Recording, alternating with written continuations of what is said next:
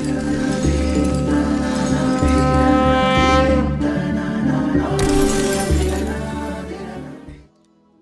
શ્રી સ્વામિનારાયણ. વહાલા ભક્તો, ભગવાન શ્રી સ્વામિનારાયણના દીક્ષિત નંદ સંતોના જીવન ચરિત્ર રસથાળ એટલે પરમહંસ ગાથા ભાગ પેલો.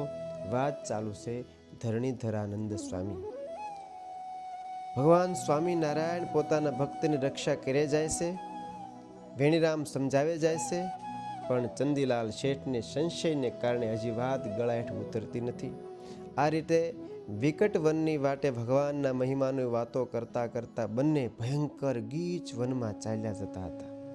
ચાલતા ચાલતા ખૂબ થાક લાગ્યો છે, તેથી રસ્તામાં એક વટવૃક્ષ નીચે છાયામાં બંને ભક્તો આરામ કરવા બેઠા. થાક હોવાથી સૂતા અને થોડી વારમાં ઘસઘસાટ ઊંઘી ગયા હો. જ્યારે જાગીને જોવે છે ત્યાં અચાનક વનમાં દાવાનળ લાગેલો દેખ્યો. આગની ભયાનક જ્વાળાઓ વૃક્ષને લપેટતી આગળ વધી રહી હતી. તે જોઈને ચંદીલાલે વેણીરામને કીધું, વેણી, આમાંથી ઉગરવાનો કોઈ રસ્તો દેખાય છે? મને તો લાગે છે કે હવે જરૂર મોત આવ્યું છે. જરૂર મને લાગે છે મૃત્યુ આપણું નજીક છે. તે સાંભળી વેણીરામે વિશ્વાસપૂર્વક કહ્યું, શેઠ, જ્યારથી મેં ભગવાન સ્વામિનારાયણનું શરણું સ્વીકાર્યું છે ત્યારથી મારા અંતરમાં મોતનો તો લેશ ભય નથી હો. પ્રગટ પ્રભુ આ દેહમાં તથા આત્મા બેયમાં રહીને રક્ષા કરે છે. વળી મને મારા ગુરુ વ્યાપકાનંદ સ્વામીએ વર્તમાન ધરાવ્યા ત્યારથી કહ્યું હતું આજથી તમારા સર્વે પાપ બળી ગયા. હવે તમારો છેલ્લો જન્મ થયો, માટે હું તો શેઠ નચિંત છું. તે સાંભળીને શેઠ કહે, મેં તો સત્સંગના વર્તમાન ધારણ નથી કર્યા, માટે મારા કલ્યાણનું શું થશે? આમ જ્યાં વાત કરે છે ત્યાં તો અગ્નિએ ચારે બાજુથી તેમને ઘેરી લીધા છે. અને એ સમયે બંનેએ પોકાર કર્યો, હે નાથ, હે દયાળુ, હે કરોડોના માલિક, હે પરમાત્મા, હે અતોલ દુઃખના નિવારણ કરનારા, આપ અમારી રક્ષા કરો. હે પ્રભુ, અમે આપના દર્શન આવી રહ્યા છીએ. અમારા હે મહારાજ, દર્શન વિના દેહ પડી જશે. અમારે દર્શન થયા પહેલાં અમારું મોત ન આવે. હે પરમાત્મા, અમારી રક્ષા કરો, રક્ષા કરો. વળી ચંદીલાલ શેઠ કહે, વેણીરામ, હવે શું થશે? ભગવાન મળશે નહીં, મોક્ષ બગડી જશે, મારું કલ્યાણ તો અધૂરું રહેશે.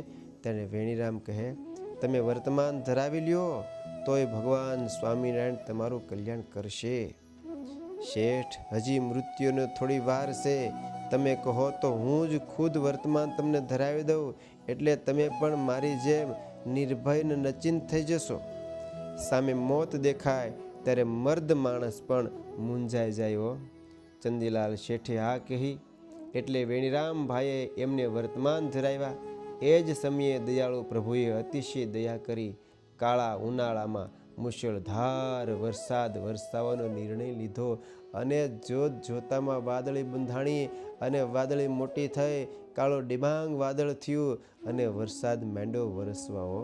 અને સંતોએ લખ્યું, ત્યારે દયાળે દયા તે આણી, વરસાવ્યું આકાશેથી પાણી.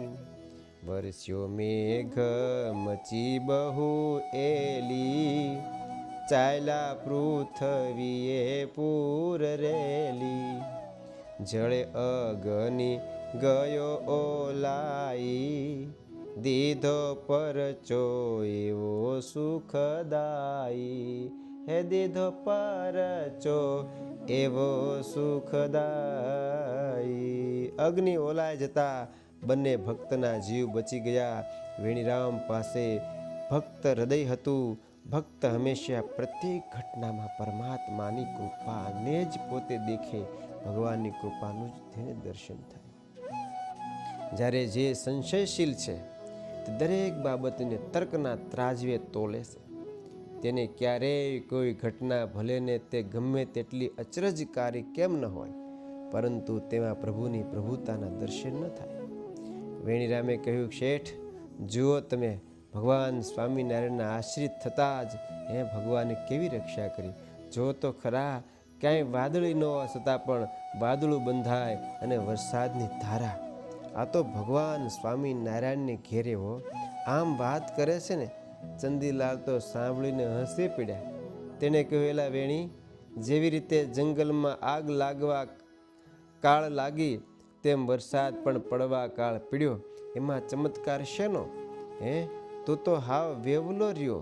આવી રીતે એ વાત કરતા આગળ વધે છે ત્યારે વેણીરામ કહેશે કે અભી સમય ક્યાં પૂરો થઈ ગયો, હજી સમય આવશે. આમ વાતો કરતાં કરતાં આગળ ભગવાનના દર્શન કરવા માટે નીકળે છે. સહજાનંદ સ્વામી મહારાજની જય.